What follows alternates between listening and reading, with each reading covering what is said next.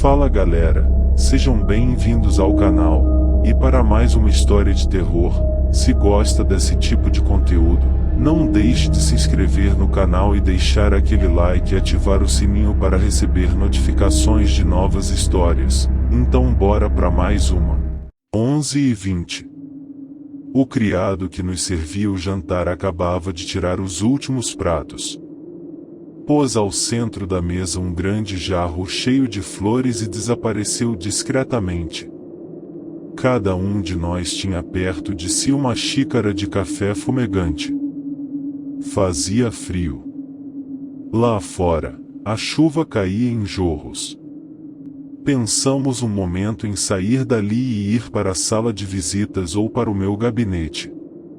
O Alberto protestou. Para quê? Vamos ficar aqui mesmo. É uma viagem inútil. Estávamos tão bem, que eu só repliquei pelo vago desejo de o contrariar, de, pelo menos, dizer qualquer coisa. Não me parece que a viagem fosse muito longa, acredito que se gastaria mais tempo em ir ao Polo Norte. O Alberto não respondeu logo. Cortou vagarosamente a ponta do charuto, acendeu e soltou um primeiro novelo de fumo. A conversa tinha sido animada durante todo o jantar. Faláramos de tudo e de amor, de literatura, de filosofia e, por fim, de música. Uma narrativa do Lino nos atirara a um vago estado de tristeza e cisma, de que tínhamos dificuldade de sair. Afinal, o Alberto atendeu à minha objeção. Por pequeno que seja o prazer junto do qual nós estamos, é sempre loucura afastarmos-nos dele um passo, uma polegada, um centímetro. E tinha na voz, dizendo isto, uma amargura profunda e desanimada. Mas o Lino atalhou. De nós três és tu precisamente o menos apto para nos dar tal conselho, tu, que tens passado por Seca e Meca, corrido os 5 continentes, viajado por todos os mares, que não te aquietas, não te acomodas em parte alguma. Andas de antípoda a antípoda e pregas a imobilidade para ir de uma sala a outra. Tens razão. Menos, porém, do que podes acreditar. Eu creio que há nisto uma maldição. Sinto, vejo, compreendo melhor do que ninguém a vantagem de ficar tranquilo. Quando, todavia, estou mais persuadido de todas as excelentes razões para não sair de onde me encontro, acho-me, sem saber porquê, com um bilhete de viagem para a Europa ou para a Ásia, a bordo de qualquer navio. Devo ser da linhagem do judeu errante. Pois olha, e murmurei eu, nem sabes como te invejo. Em primeiro lugar, há de certo uma grande delícia em correr o mundo, ver céus, ver terras, ver povos estranhos. Depois, ser-me-ia, sobretudo, um prazer, a bordo, aqui e acolá, ter uns meigos e fugitivos amores, apenas começados e imediatamente acabados. Restaria deles a mim e às minhas mal conhecidas amantes uma saudade profunda e suavíssima. Saberia dominar tudo quanto tenho de baixo e grosseiro, e aparecer-lhes-ia como um homem superior, desinteressado e nobre. Ficaria na memória delas, como a recordação de uma aventura fugaz e divina. A todas as horas imaginaria sempre que num canto remoto da terra, fosse onde fosse, em Paris ou na China, em Londres ou na Austrália, haveria uma mulher pensando em mim. E teria também amigos, feitos rapidamente no tombadilho dos navios, no encontro de cidades longínquas. A uns eu me faria passar por uma alma torturada e melancólica, a outros como um tipo de energia, a outros afinal daria a inveja que a todos inspira a figura romanesca de D. Juan. E cada um me faria as suas confidências. No silêncio do meu quarto, no aconchego tépido desta sala, em qualquer parte onde eu me sentisse desamparado e só, tiraria da minha memória, ora a evocação desse harém, ora o romance de todas essas almas amigas, que me tivessem confiado, como a um confessor leigo, o segredo de suas vidas. A cada um eu contaria também, como se tivesse ocorrido comigo, um fato perfeitamente análogo, para que, quando pensassem nas suas aventuras, fossem também um pouco forçados a pensar em mim. O Alberto tinha saído de junto da mesa. Sentara-se num pequeno sofá, cruzara as pernas enquanto, com um gesto do dedo mínimo, fazia cair a cinza do charuto. Tinha nos olhos e nos lábios uma expressão levemente irônica. Mal eu acabará, ele falou. Falou com uma voz abafada e lenta, articulando molemente as sílabas. E que prazer tiraria daí? Terias, somadas as tuas, as amarguras de todos esses desgraçados. Cuidas então que não tive tais amores? Tais amizades? Menti a todos eles. Hoje, quando evoco essas figuras passageiras, não posso deixar de pensar que elas também me iludiram. Das mulheres que se me afiguraram mais cândidas, penso nas torpezas, nas misérias, nas traições. Era o que certamente havia sob essas máscaras tão vis ou mais vis ainda que a minha. Há bocas divinas, que eu beijei nos arroubos mais sublimes do amor e cujos beijos me fazem hoje um asco profundo. Quereria saber bem, não haver mais nos meus lábios uma só das células maculadas com esse contato. Quereria cauterizá-los a ferro em brasa, se a ferro em brasa me fosse também possível queimar no cérebro o ponto exato onde está a memória implacável desses minutos de um gozo misérrimo, tão caramente compensado. E os amigos? Tive-os, tenho-os ainda. Confidências. Eu as recebi em toda a parte. Ao ver a leviandade com que alguns me abriam os corações, eu sentia neles a sofreguidão de repartirem com outros o peso doloroso da sua alma. O que cada um de nós conta de preferência são as suas dores, as suas angústias, os seus suplícios. Dizem que é amizade, e é egoísmo. Querem sireneus para as suas cruzes. Nós estávamos habituados aos paradoxos pessimistas do Alberto. Seria por isso que ninguém se deu ao trabalho de contestá-lo? Seria antes porque achássemos alguma coisa de justo sobre a aparente extravagância dos seus exageros? O certo é que nos detivemos calados. Foi ele mesmo que retomou a palavra. Na última viagem que eu fiz de Liverpool aos Estados Unidos, tive um companheiro, de quem, no primeiro dia, julguei poder fazer um excelente amigo. Era um belo homem. Tinha cerca de 40 anos. Tipo inglês, louro, alto, forte, olhos de um azul escuro no qual havia certa expressão de serenidade grave. Todo ele inspirava uma simpatia profunda. Elegante, sem maneirismo nem afetação, fazia gosto admirá-lo. Creio que cada um de nós teve o mesmo movimento de simpatia pelo outro. Quando nos vimos no mesmo camarote soubemos que teríamos de fazer juntos a mesma travessia. Foi ele quem tomou a iniciativa de se me apresentar. Fiz o mesmo. Uma hora depois, passeávamos juntos no Tombadilho. Como o inglês que eu falava não fosse um primor de correção, passamos a conversar em francês. Era deveras deliciosa a sua palestra erudita e fina. Rico, tinha viajado bastante, enquanto moço.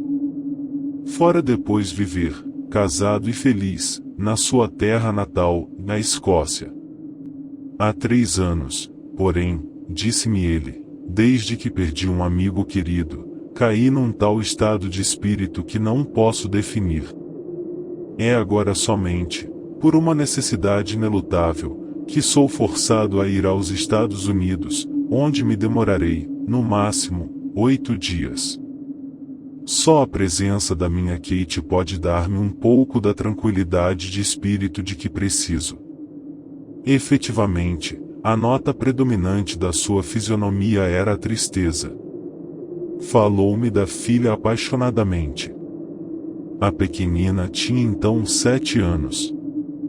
O retrato que ele me fez ver mostrou-ma como uma criança lindíssima. Será hoje, disse então, a primeira noite em que terei de dormir sem ter na minha sua mãozinha. O modo pelo qual ele disse essa frase pareceu-me estranho.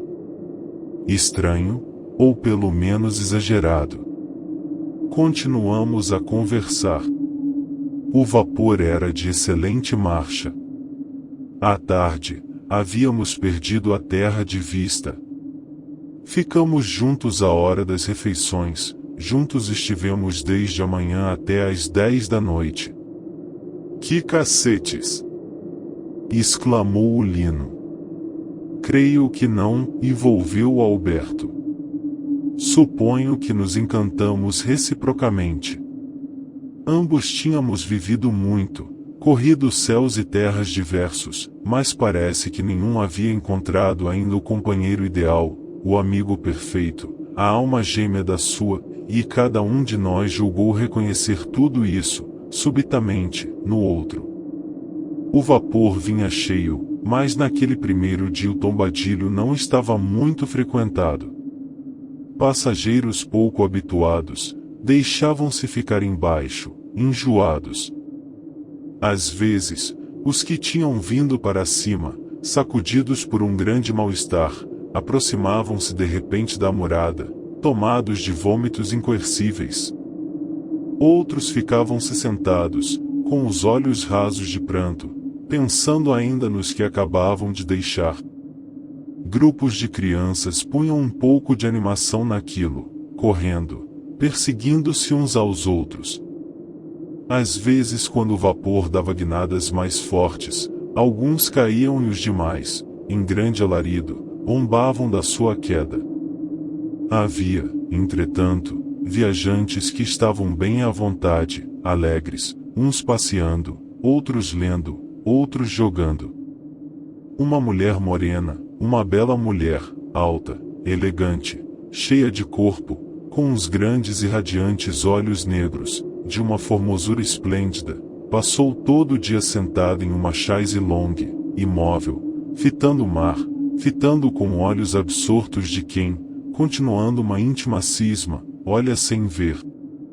Fomos os únicos que estivemos todo o tempo no Tombadilho e a bela passageira e nós. Às 10 horas, quando íamos descer, ouvimos o comandante que viera conversar com ela, dizer-lhe que estava satisfeitíssimo com a viagem. Estamos, graças a uma brisa de popa, andando à razão de 20 milhas por hora. Ela respondeu com um simples sorriso de cortesia, indicando bem claramente que não queria continuar a conversa. Ele insistiu. Assim terá o prazer de uma viagem extremamente rápida. Ela fez um gesto de profundo desprendimento e disse apenas: "Oh, para mim, é o mesmo." E parecia indicar que para ela o tempo já não tinha valor. Que fosse um dia ou fosse um ano, corresse o vapor como uma seta, ou vogasse no mar eternamente, como um desses navios fantasmas das lendas misteriosas, tudo lhe era soberanamente indiferente. Que segredo haveria naquela alma de mulher? Foi de tal modo triste, de tal modo desalentada a inflexão de sua voz, que eu desci com um frio no coração. O dia passará para mim, ao contrário do que é habitual, sem uma sombra de tristeza. Bastaram todavia aquelas palavras tão banais pelo significado, mas tão amargas pela expressão, para fazerem refluir-me ao espírito toda a amargura do meu pessimismo. Não disse uma só palavra, senão, ao deitar-me, um simples boa noite ao meu companheiro de quarto. Dos nossos 2 beliches, superpostos, o dele era o de cima. Daí a pouco, Eu estava dormindo um sono pesado. Acordei de súbito. Um pesadelo horrível me torturava. Via-me em uma revolução. Tinham armado na rua uma barricada, com grandes pedras. Contra as forças do governo, eu me batia com um denodo heróico. Houve um momento em que tive a temeridade de escalar a barricada, trepar-me ao alto e de lá, em pé, pôr a arma à cara com toda a serenidade, e visar um inimigo. Nisto, uma pedra rolou a meus pés e eu caí para o lado dos adversários. Rápido, um deles adiantou-se, tomou-me uma das mãos e começou a arrastar-me pela rua, correndo. Era uma corrida vertiginosa. Meu corpo, inteiramente chagado, doía horrivelmente. Nas feridas, abertas em carne viva, a terra das ruas entrava, aumentado a tortura. A cabeça, minha pobre cabeça, era, sobretudo, o que me fazia sofrer. Ouvia-a, sentia-a bater, de choque em choque nos ângulos das pedras, e cada vez uma dor finíssima, terebrante, varava-me o cérebro como um estilete agudíssimo. O soldado, que me levava, prendia-me apenas pela mão, a larga mão ossuda e forte que apertava a minha. Foi nessa ocasião, quando já tinha percorrido um extenso trecho, deixando como vestígio, pelo caminho, laivos do meu sangue, que eu despertei. Despertei e senti que o que me acordara tinha sido a mão do meu companheiro de viagem, que apertava a minha desesperadamente. No primeiro instante, custei a compreender a situação. Estremunhado, com a lembrança nítida do pesadelo, no escuro do camarote, sentindo uma intensa dor de cabeça, não percebi o que queria dizer aquele homem, junto de mim, segurando tão fortemente a minha mão. Da sua voz, eu guardo ainda nos ouvidos o tom de angústia e de terror. Ele me dizia: desculpe-me, e eu sei que o incomodo muito. Eu estou doido. Mas não largue a minha mão. Não largue. Este pedido que eu não lhe largasse a mão, voltava insistentemente, com um desespero incrível. De fato, porém, era ele que segurava, que se agarrava a mim com uma fúria incrível, quase esmagando meus dedos. Procurei acalmá-lo. Tive por algum tempo a convicção de que era realmente um acesso de loucura. Disse umas vagas frases de consolo, pedi-lhe que se deitasse. Ele não me atendia. Ainda não, e não largue a minha mão, e daqui a pouco, e daqui a pouco. Apesar da luta, apesar do esforço, eu sentia que essa mão tão crispada a mim estava gelada. Era um frio intenso que me penetrava as carnes, que me subia pelo braço. O desgraçado arquejava. Sente alguma coisa? Perguntei eu. Não. Não imagina. É horrível. Não largue minha mão. Isto durou pouco mais de meia hora. Depois eu senti-o aquietar-se. Deu um grande suspiro de quietação e alívio, tirou a mão da minha, saltou rapidamente para o seu beliche e disse-me: "E merci." Na cama, eu senti-o, entretanto, que chorava mordendo os travesseiros, abafando os soluços para que eu os não ouvisse. Foi-me impossível dormir.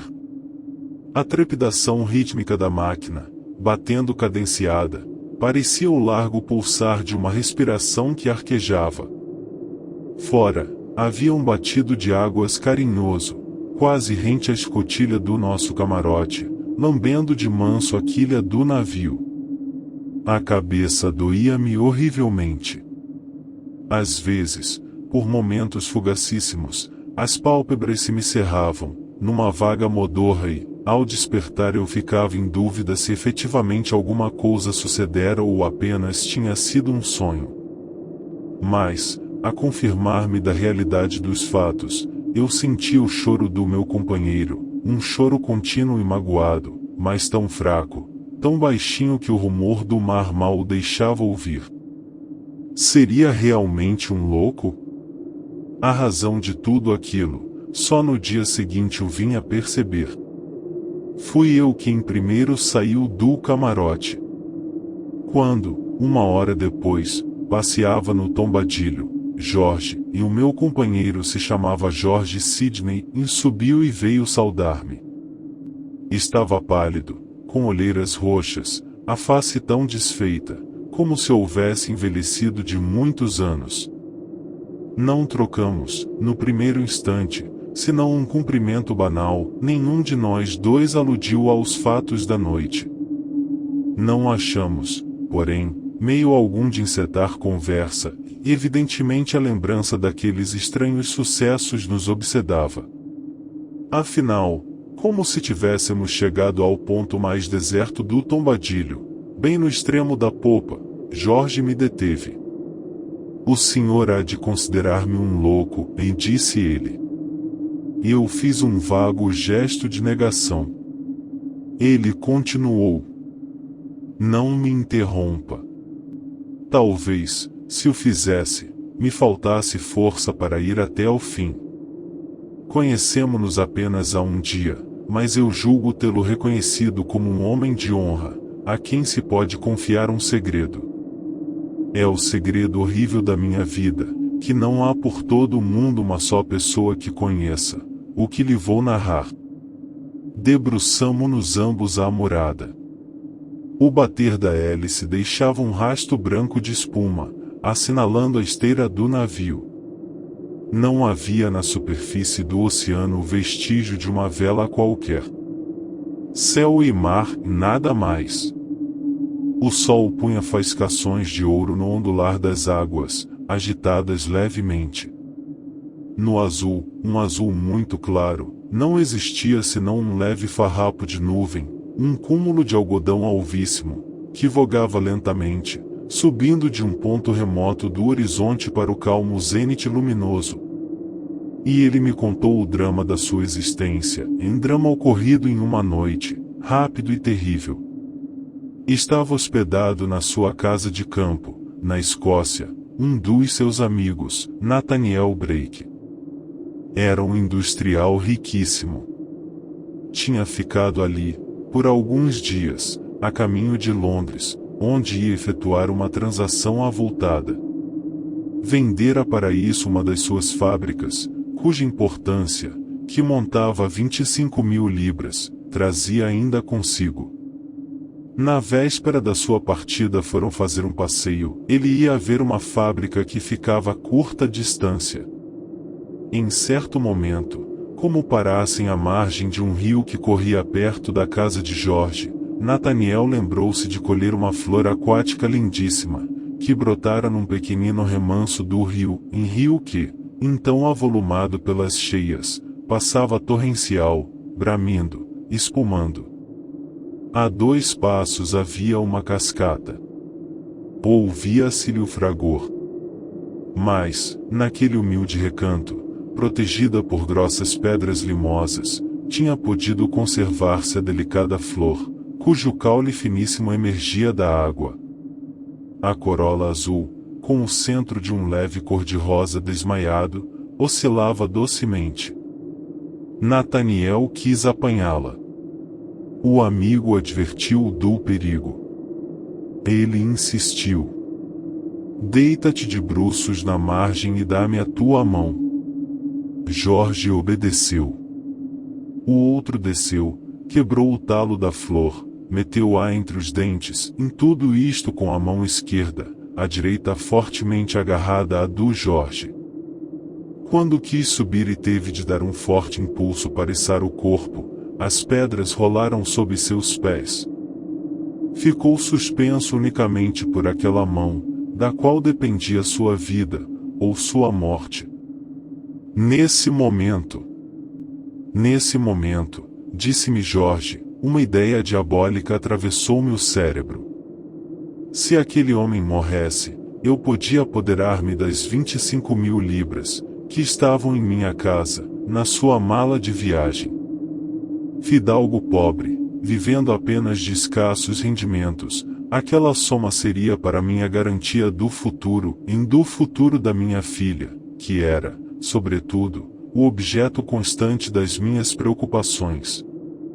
Num segundo, eu senti no meu cérebro o atordoamento de uma luta horrível, todo o meu passado de irrepreensível honestidade, toda a hediondez de ser o assassino de um dos meus íntimos amigos, tudo isso defendia-se contra o assalto monstruoso daquela tentação miserável. Mas a tentação venceu. Era tão fácil simular um acidente. O próprio Nathaniel podia não perceber o meu propósito criminoso, bastava que eu desprendesse minha mão da sua e ele acreditaria que ela me tinha escapado. No momento da execução, as coisas não correram com a mesma simplicidade. É verdade que me bastou um gesto brusco para puxar a mão em a qual ele se agarrava com um desespero enorme, estando, como estava, inteiramente pendurado dela. Foi menos de um segundo. Tive apenas o tempo de ver-lhe olhar e um terrível olhar de assombro e pavor ante o meu crime. Que era um crime, eu vi bem que ele compreendeu naquele momento decisivo. E foi, entretanto, uma fração de segundo, caiu para trás, bateu em cheio com a cabeça numa pedra, fez-se uma poça vermelha na água clara, mas logo o corpo, levado pela correnteza, foi a caminho da cachoeira. Mais alguns minutos e estaria longe. Feliz ou infelizmente, eu tive a partir desse momento, uma tranquilidade extraordinária. Levantei-me, limpei a terra que havia no meu peito por ter estado de bruços, e segui tranquilamente, afastando-me de casa. Devia voltar, dar-me como testemunha do fato, afirmando que fora um acidente? Não haveria quem me não acreditasse. Vi, porém, logo, que se tal sucedesse, eu teria de fazer restituir as 25.000 libras, e nada explicaria o seu desaparecimento. Ao sairmos de casa, estava combinado que iríamos até certo ponto juntos e aí nos separaríamos, ele para ver uma fábrica dos arredores, e eu para visitar uma velha parenta, cuja herdade distava da minha uns bons quilômetros. Fui. Ganhei rapidamente o tempo perdido. Passei lá um dia delicioso.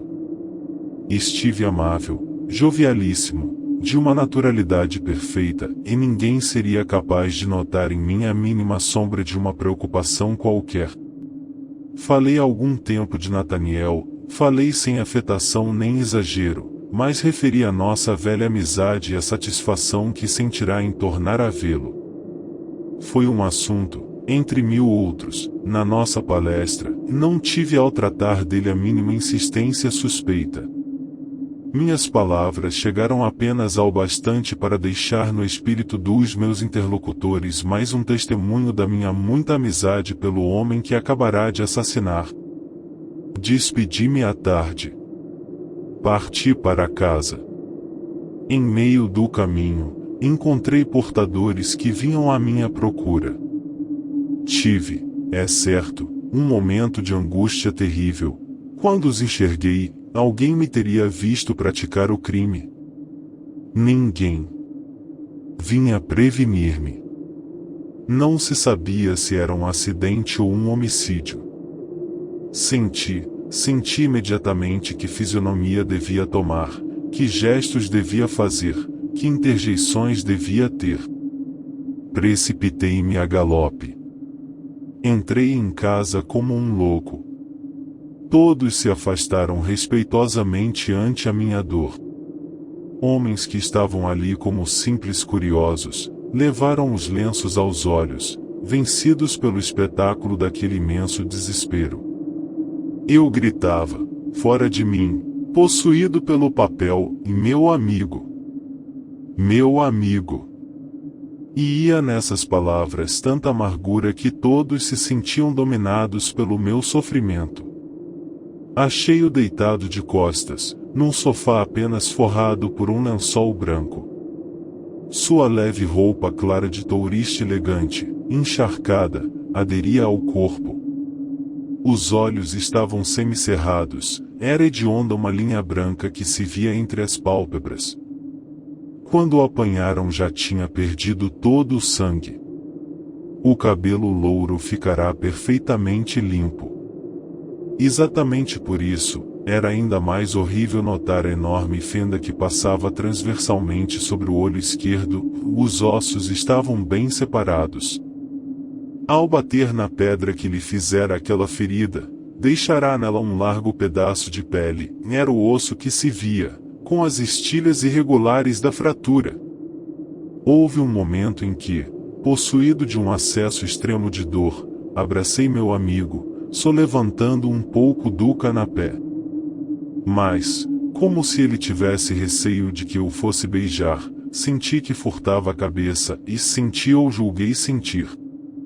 A verdade é que ele quebrara a espinha dorsal justamente ao nível do pescoço e, tendo eu erguido o corpo, a cabeça caiu para trás. Caiu um pouco torcida para meu lado, e por entre os lábios lívidos, arregaçados por sobre os dentes muito brancos, numa expressão que parecia ser a de um sorriso sardônico, passou uma golfada de água, de uma água grossa, saborrosa, viscosa, que sujou o lençol com um risco lamacento. Quando julguei perceber o gesto de sua cabeça, furtando-se ao meu beijo, tive um calafrio da cabeça aos pés. Logo, porém, ouvi na assistência alguém que me explicava o caso, enumerando as diversas contusões e fraturas, a da espinha, a do crânio na parte posterior e a que ficava sobre o olho esquerdo. No fim de algum tempo, o comissário de polícia pediu aos meus amigos que me tirassem dali. Contou-me então como se achará o corpo. Disse-me que perto do lugar tinham prendido um vagabundo, sobre o qual recaíam suspeitas. Quando o prenderam, ele teve tempo de jogar à água qualquer coisa que se não pudera achar. Seria o dinheiro roubado? Seria alguma joia? Eram estas e outras informações que esperavam de mim. Eu lhes disse imediatamente que sabia ter o meu amigo realizado dias antes uma transação importante, cujo valor em notas de banco, é possível que trouxesse consigo. Indiquei que me parecia útil que a sua bagagem fosse imediatamente selada e recolhida. Pedi apenas licença por alguns minutos para ir a meu quarto mudar de roupa. Era em outro pavimento. Subi sozinho. Entrei no meu quarto, passei por uma porta interna de comunicação para aquele em que estava hospedado Nathaniel, e como eu sabia, na mala de viagem, o lugar exato em que estava o dinheiro, tirei-o, escondi-o, fechei a porta, tomei outra roupa e desci. Tudo isto foi extremamente breve. Na azáfama em que todos estavam deve ter parecido imediato, de uma prontidão nunca vista. Subi com o comissário, fiz revistar e selar as malas. A ausência do dinheiro foi constatada. Quando o agente me comunicou essa notícia, eu tive um rugido de vingança contra o assassino e o suposto, o desgraçado vagabundo a quem acusavam falsamente. Mas não houve para ninguém, a partir desse instante, dúvida alguma sobre a sua culpabilidade. Que instinto do mal me levava a acumular crimes no meu caminho? Desci. Estive ainda uma vez de joelhos. Abracei-o de novo chorei sobre o seu corpo. Era quase sincero o meu sentimento, de tal modo eu estava possuído do papel que representava. Afinal, pondo-me de pé, eu disse entre soluços, e Nathaniel meu amigo, tu hás de ser vingado. E tomando sua mão fria úmida, apertei-a na minha, com o gesto de um amigo que se despede de outro, fazendo-lhe uma promessa decisiva. A cena era um pouco teatral, mas por isso mesmo parecia grandiosa e com o tom ardente que animava minha voz, fez uma impressão imensa no auditório. Mas, o que foi para mim a sensação desse momento, eu não sei dizer, foi horrível. Quando eu apertei aquela mão inerte, pareceu-me senti-la segurar-me com toda a força. Tive a impressão de que ela me apertava, como fizera horas antes quando o corpo do meu amigo pendia sobre o abismo. Mais do que isso, tive a certeza que desta vez ela não me largaria. Um frio de morte, um frio como nunca sentirá, subiu-me pela mão, pelo punho, pelo braço, entorpecendo-o. Eu dissera que ele havia de ser vingado e o rictus sardônico da boca parecia mais irônico ainda, a atestar que a vingança viria de fato, e mais viria, não sobre o desgraçado que estava preso, viria sobre mim. Tirei a mão num gesto um pouco brusco. Alguém a meu lado, um curioso que eu não conhecia, entrará ajudando a trazer o corpo, disse, tirando o relógio, e falando a outro, são 11h20. Que me importava essa frase banal? Todas aquelas emoções me tinham alquebrado. Subi. Fui até a cama de minha filhinha. O mesmo frio me entorpecia a mão e o braço, parecia carregar um braço de mármore, pesado e gélido. Quando me sentei à beira da cama de Kate, ela dormia um sono de anjo, seu rosto corado e mimoso, enquadrado na moldura dos longos cabelos louros, tinha uma expressão serena e risonha.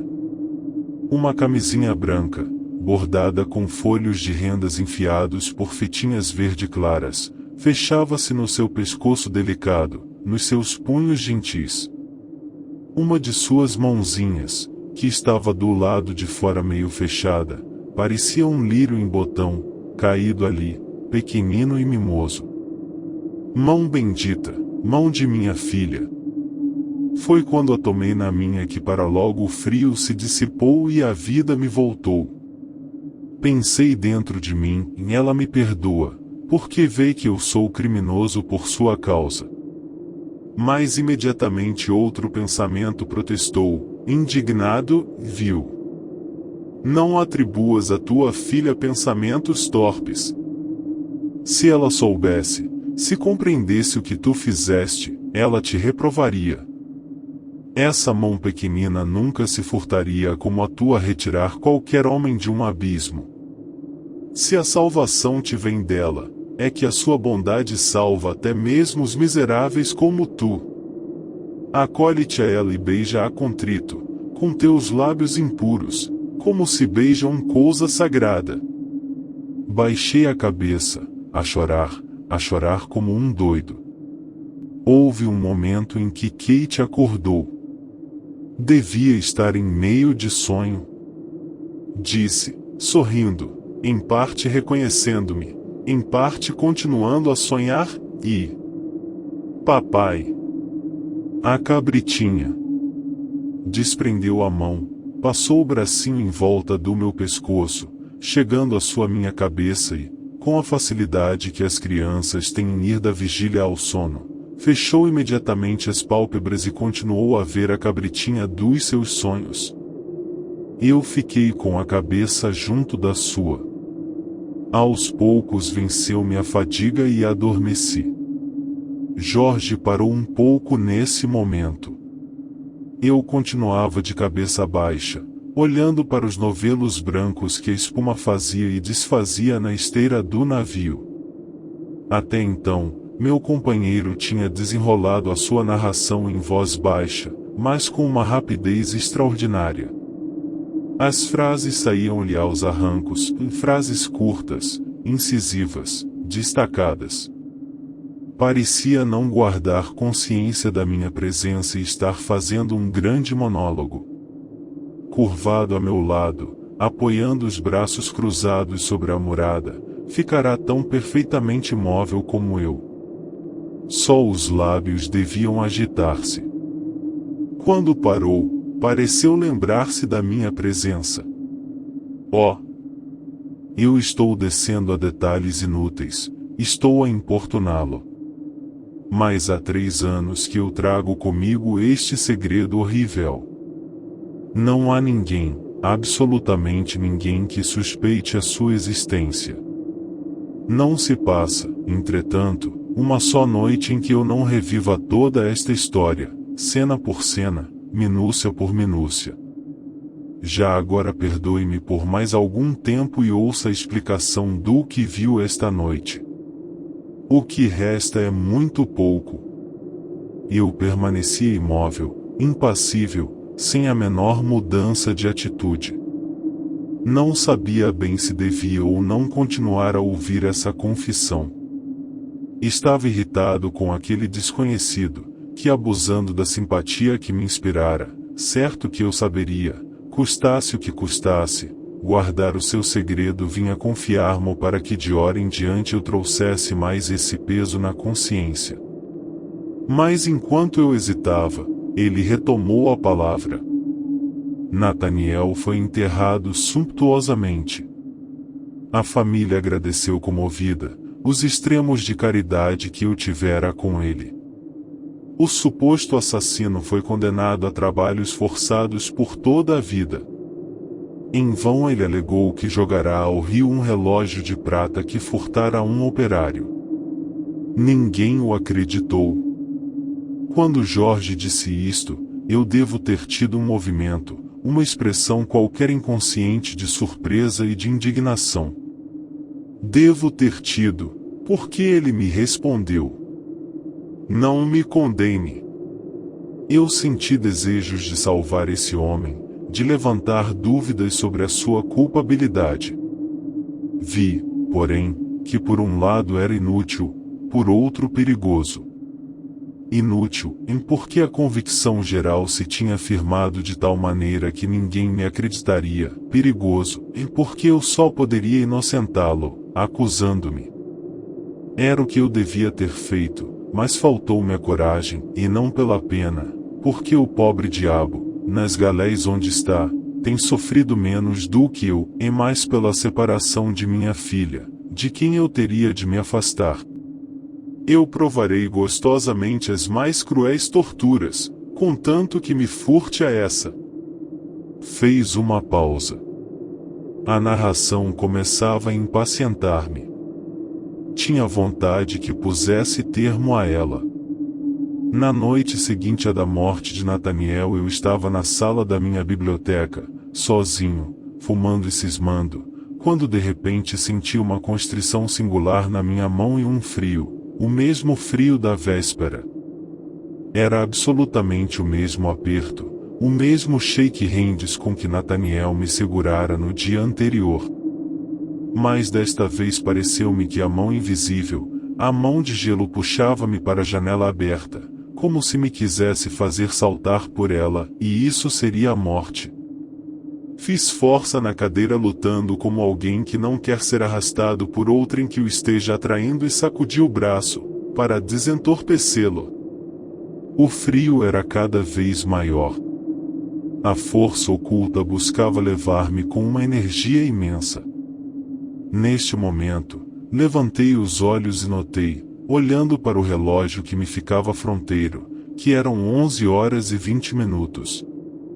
Começava a fraquear, sentia que ela podia mais do que eu, que dentro em pouco teria de ser vencido. Da mão glacial eu tinha a sensação nítida, tanto da palma junto à minha palma, como dos dedos cingindo-me com um esforço desesperado. Do meu gabinete passa-se diretamente para o quarto de Kate. Lembrei-me do que sucedera no dia anterior e pensei em ir para o seu lado. Receava, porém, levantar-me. Era, entretanto, o único recurso. Pus-me de pé. Começou então uma luta medonha entre mim e a força misteriosa. Como eu deveria parecer ridículo a quem me visse, e a mim, em um homem ativo e forte, debatendo-me no meio da vasta sala deserta, contra um vago espectro que ninguém conseguiria distinguir. E todavia, como era pavoroso! Também eu não enxergava o espectro, e se espectro havia, e mais sentia perfeitamente aquela mão robusta e gélida que procurava levar-me para a voragem. Eu tinha dito hipocritamente, e Nataniel, meu amigo, tu serás vingado. Pois bem, era a vingança que vinha, e não a que devia recair sobre um inocente, mas a que vinha ferir o verdadeiro culpado. Afinal, pude chegar junto à cama de minha Kate, pude a muito custo tomar sua mãozinha. Mal eu consegui tocar nela, a mão misteriosa e daninha pareceu sumir-se, desfazer-se, e a vida e o calor voltaram-me ao braço. Kate, minha Kate, então, como sempre, tu foste o meu anjo bom, a minha salvação. Jorge disse isto com um tom de tão intimador, de tão profunda comoção, que eu me senti dominado pela evocação dessa criança loura e pequenina, dessa mimosa filhinha cujo contato era um exorcismo bastante, até mesmo na sombra e no mistério, contra as agressões do invisível. Jorge continuou. Desde então, todas as noites, quando se aproximava a hora fatal, eu ia tomar na minha mão de Kate. Que o não fizesse, sentia logo a presença invisível, rondando em torno de mim, a mão de gelo estendia-se na sombra para atrair-me imediatamente para evitá-la, eu era forçado a buscar o contato de minha filhinha. Sempre que ele aludia a Kate, sentia-se vibrar na sua voz uma ternura infinita. Há 3 anos que isto dura. Esta foi a minha primeira noite em que dormi longe de minha filha. A viagem que estou empreendendo era inadiável. Tive de deixar Kate. Procurei raciocinar e convenci-me que esse fato, essa coincidência das 11h20 era apenas uma alucinação. Se, de fato, há uma vida além desta, se há uma eternidade de sofrimentos, quem nos viria disputar alguns minutos de existência aqui? A eternidade não bastaria para satisfazer as piores vinganças? Fosse como fosse, esta noite, eu acabava de adormecer quando acordei puxado por alguém, e era a mão de morte, a mão de gelo que me atraía com força. Foi então que eu o acordei. Viu a força desesperada que ela fazia? É sempre assim. Felizmente, ao cabo de 40 minutos, quando deu meia-noite, pareceu-me sentir que a inimiga se tinha fatigado, pude deitar-me, mas não consegui conciliar o sono. Que vai ser de mim esta noite? Sinto que não o posso importunar mais. Já pedi ao comandante um camarote à parte. Deus me proteja. Minha Kate. Minha Kate. E o desgraçado começou a soluçar com o rosto nas mãos, chorando como uma criança. Quis consolá-lo, mas não achei uma palavra para isso. Logo, a meus olhos 2 visões surgiram, a de Nataniel, estendido no seu caixão, lívido e morto, e a de um mísero vagabundo, que estava a essas horas num cárcere da Escócia, condenado e inocente. Ficáramos assim naquela situação embaraçosa, quando o comandante, que andava procurando Jorge, para escolher com ele o novo camarote, veio chamá-lo. Enxugou os olhos, procurou compor a fisionomia e seguiu. Nunca mais o vi. Nunca mais. Nunca mais. Pouco depois de me deitar, nessa noite, senti um rebuliço enorme a bordo. O vapor tinha parado. Vesti-me às pressas e subi ao tombadilho. Alguém tinha caído ao mar. Era Jorge. Um marinheiro vira aproximar-se da murada, lutando, aos arrancos. Pensara, porém, que ele ia vomitar, nauseado pelos balanços do navio. A ocorrência era tão frequente, que não incomodava ninguém. Chegado, porém, à murada, ele se atirara ao mar. Puxei o relógio, eram 11h30. O caso devia, portanto, ter ocorrido às 11h20. Todas as pesquisas para achar o corpo foram infrutíferas, embora o vapor tivesse ficado imóvel até a manhã seguinte. Mas na manhã seguinte só se via céu e mar e nada mais. Fim. Se gostou, deixa o like e não esqueça de se inscrever no canal.